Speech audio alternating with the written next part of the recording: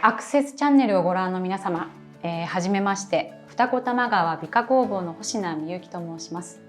職業はですね、革製品の修復をする、職人です。バッグの、傷を直したり、剥げてしまった色を元に戻したりですね、あとは縫ったり切ったりして、修理をするような、職業です。私たちの二子玉川美化工房は、革製品の修復をしている工房です。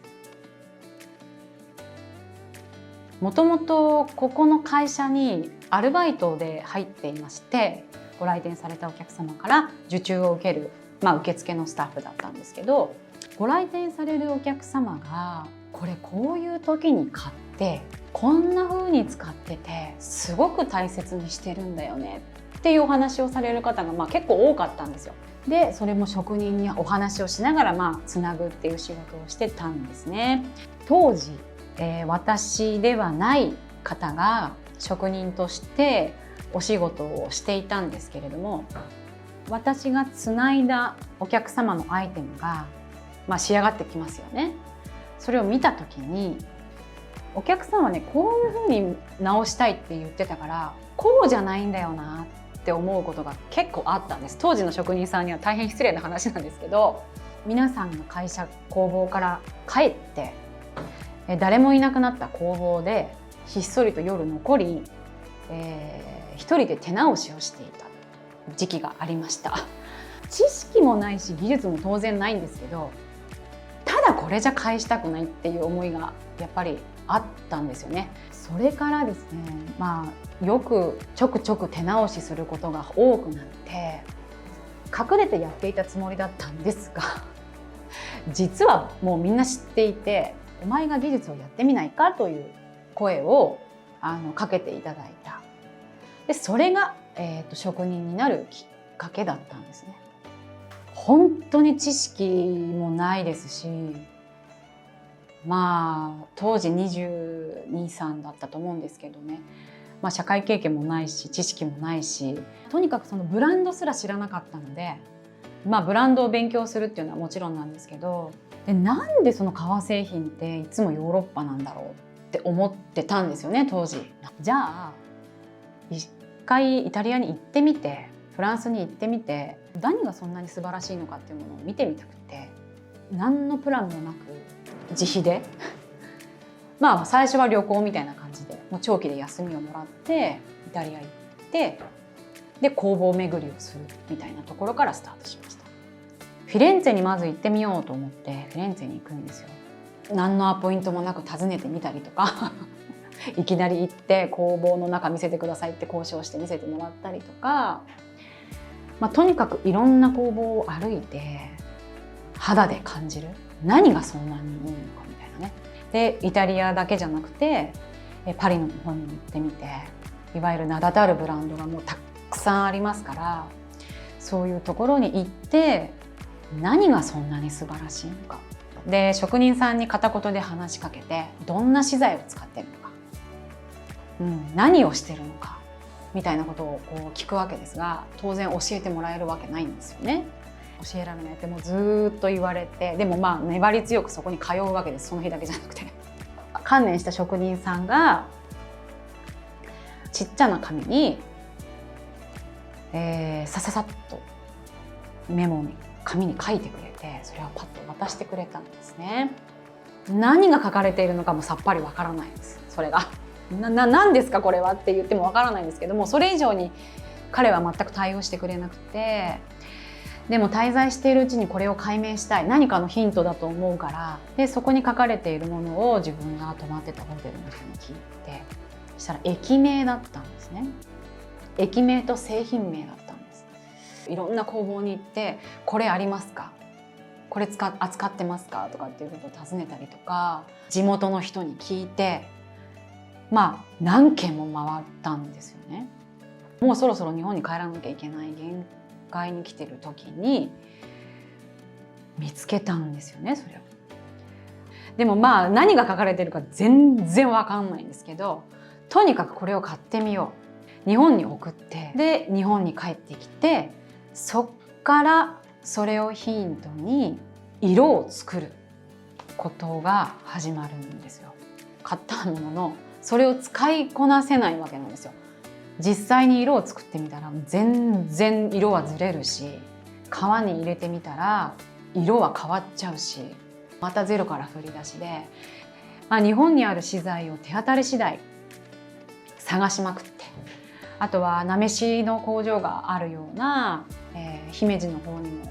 行きましたし、いろんなところに歩き回ってようやくたどり着いた資材がいくつかあるんですよ。それでようやく自分のスタイルができていったわけなんですよ。そこに至るまでにだいたい3年半ぐらいかかってます。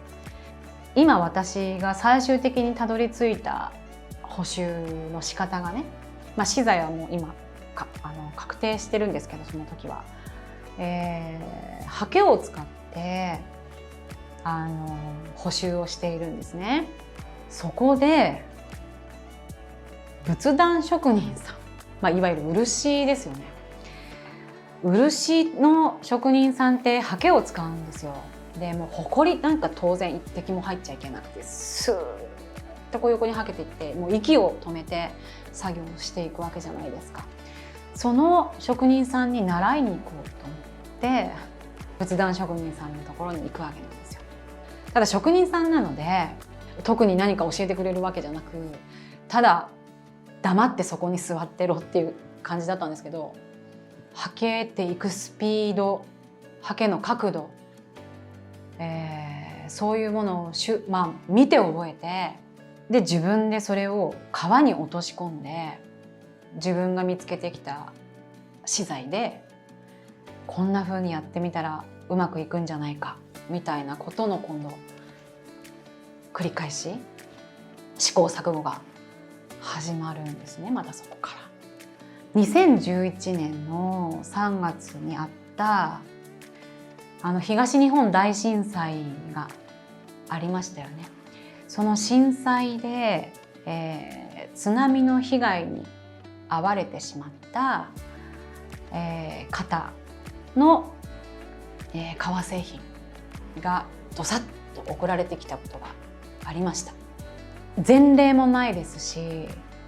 衝撃がやっぱり一番大きかったんですけれども、泥がそのままついていて、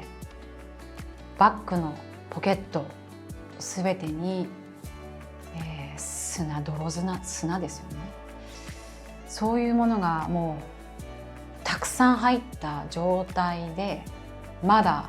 乾いてもいない状態で、送られてきたことがあったんですね。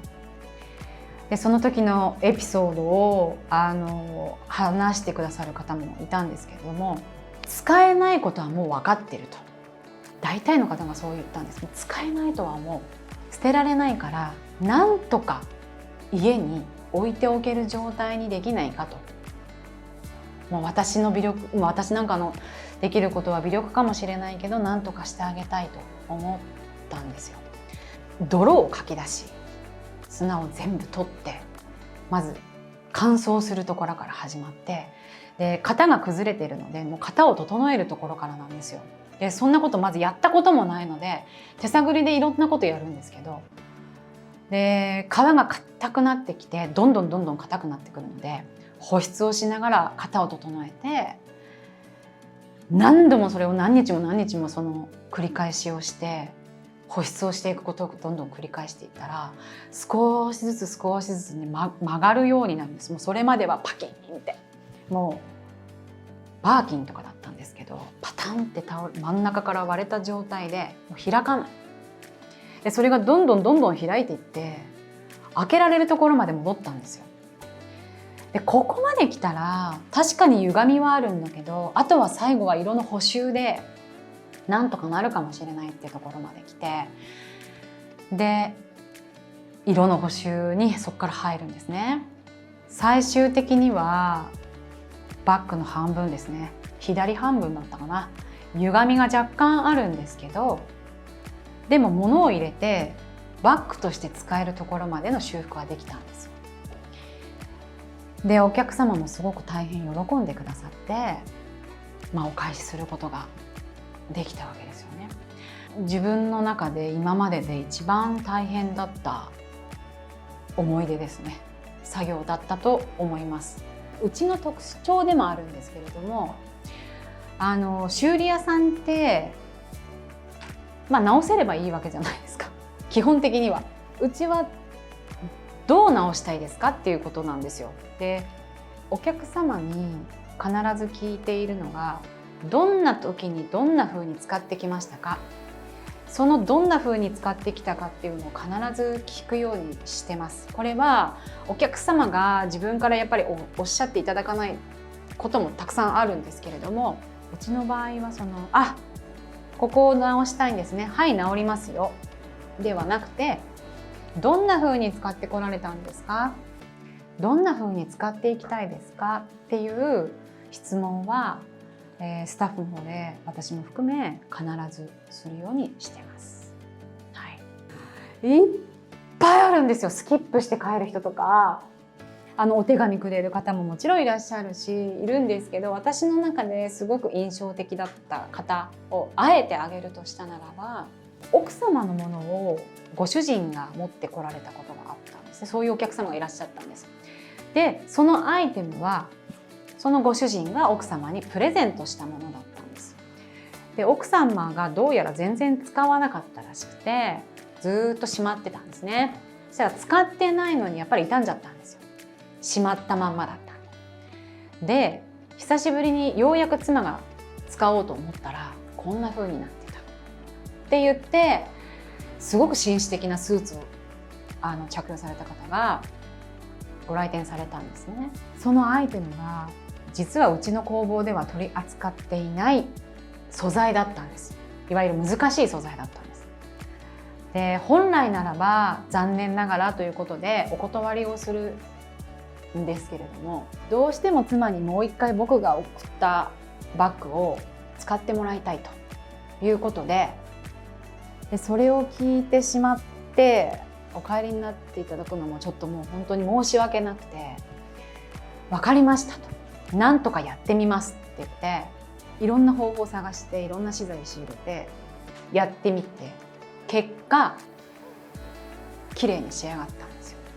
ご来店いただいて、たまたまその時私が不在だったんです。で不在の時に男性が取りに来てくださったんですね。スタッフからすごく喜んでましたよって、大満足されてましたっていう声をもらって、よかったって思ったんです。それから時を経て、冬になって、クリスマスが近づいてきてですね、12月の24日に私は工房に不在だったんですけれども、男性の方が一人お客様ご来店されましたよと言われまして、でお名前を伺ったらそのお客様がいらっしゃった。この男性のお客様の奥様がいわゆるクリスマスだからって言ってシャンパンをプレゼントに私に持ってってってご主人に言ったらしくて、シャンパンをわざわざそのご主人がクリスマスに届けてくださったんですよ。本当に感動して嬉しくて、やっててよかったってなんか本当に思ったエピソードでしたね。今でもそのお酒と紙袋は持ってます、目の前にあるお品物を当たり前にとか作業として扱うのではなくて、うちの場合は気持ちも乗って預けてくださってるアイテムなので、それに対して慣れないというそれを思い続ける癖、思考みたいなのがやっと習慣になったかなと思います。はい、こういう工房やってて本当に思うんですけど、車と同じぐらいの価格がするじゃないですか。で時計とかってもともと結構メンテナンスしっかりありますよね。で当然車もメンテナンスって絶対あるじゃないですか。だけどこの革製品、いわゆる例えばラグジュアリーのブランドのものとかってまだまだそのメンテナンスっていうものが一部であって浸透されてない。どうしてもこう女性の方とかだとメンテナンスみたいなことからやっぱ遠ざかりがち。まあこうやってプロに任せてくださる方ってもう意識が高いなって当然思うんですけど、でもやっぱり日頃のケアってもっともっとできるはずなんですよ。日頃どれだけそのご自身の革製品と向き合ってるかで、そのアイテムそのものの寿命が変わるって何度も私言ってると思うんですけどね。ただやっぱり難しくて遠ざかりがちなので、もっともっとそのメンテナンスっていうものを身近に感じられるような発信もそうだし、アイテム、例えば今回だったら私たちが自分のところで作った皮膚というブランドのレザー用のクリームを今回発売しましたけれども、こういうものにとどまらずメンテナンス自体をファッションの一つとして捉えられるようなものを私たちがこう発信できたらなというふうに思っていて、いろんなお客様の声を聞いてきたからこそ作れるものみたいなものを展開していけたらなというふうに思ってます。本当にね、お客様の声で作られてるんですよ。もうその本当に集大成っていう感じなんですね。紫外線による色の退色とかっていうお話もあったと思うんですけど、そういうものをこのクリームを塗ることによって少しでも遅らせてあげたい、色の変化を遅らせてあげたいっていう気持ちからとか、あと匂いを気にしてるっていう声がすごく多くあったので、天然のラベンダーの香りがするんです。これすごいいい香りでお客様から結構ご好評いただいていて、できれば抵抗がなかったらお客様の手のぬくもりで浸透させてほしかったんで、手にも塗ってもさほど問題のないものを作りました。いや本当にね、成功なんてことは私なんかがお話しするのはもうおこがましいんですけれども、でも私がね、常に20代30代と自分に言い聞かせてたことがあることだけじゃあちょっとお話ししますが、紆余曲折本当に大変な時もたくさんありました。何度もやめようと思ったし、今思えばやっぱりなんでそれをやらずに本当にやめずにここにいたのかっていうと、やっぱり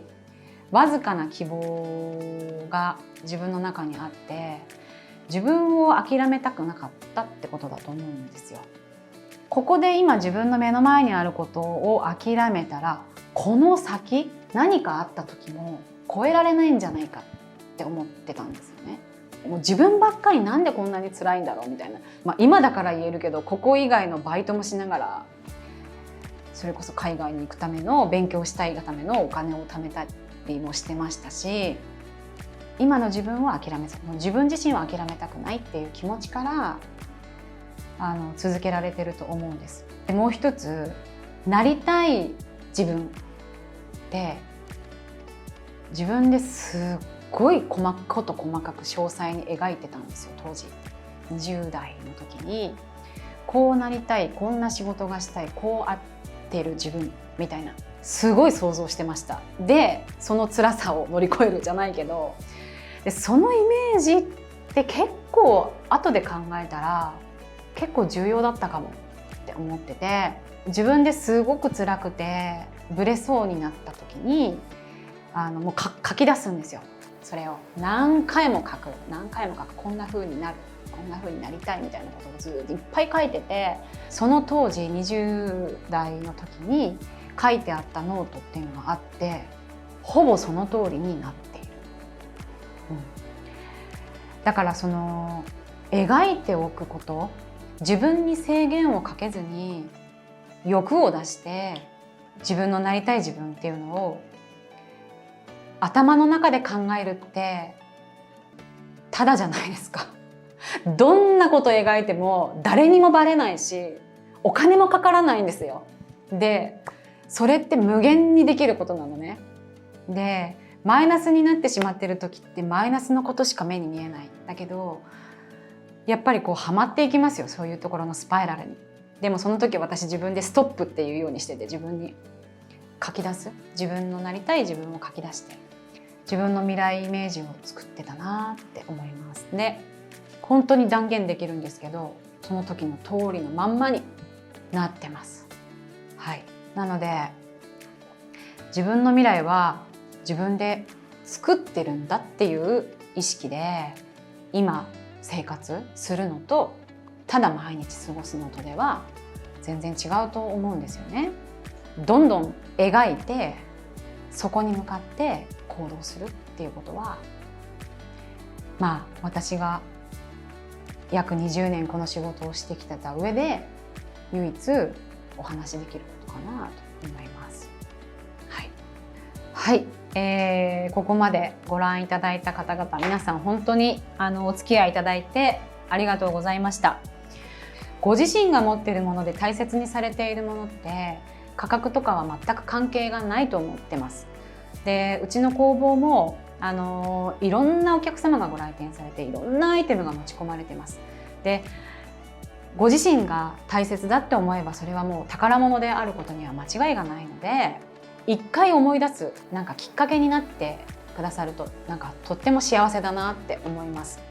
こんな時に買ったから私きっとここに捨てずにまだあるんだなみたいなことを思い出して、